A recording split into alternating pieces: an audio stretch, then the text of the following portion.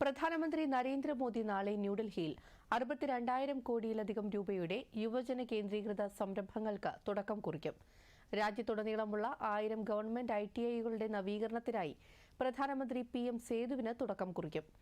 5 ലക്ഷം ബിരുദധാരികൾക്ക് 2 വർഷത്തേക്ക് 1000 രൂപ പ്രതിമാസ അലവൻസ് നൽകുന്ന ബീഹാറിന്റെ മുഖ്യമന്ത്രി നിശ്ചയ് സ്വയം സഹായതാ ഭട്ട യോജനയ്ക്കും പ്രധാനമന്ത്രി തുടക്കമിടും.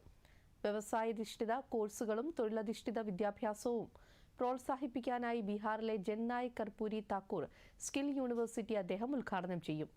ബീഹാറിലെ 4 സർവകലാശാലകളിൽ പുതിയ അക്കാദമിക് ഗവേഷണ സൗകര്യങ്ങൾക്ക് തറക്കല്ലിടുകയും ബിഹ്തയിൽ NIT പട്നയുടെ പുതിയ ക്യാമ്പസ് സമർപ്പിക്കുകയും ചെയ്യും.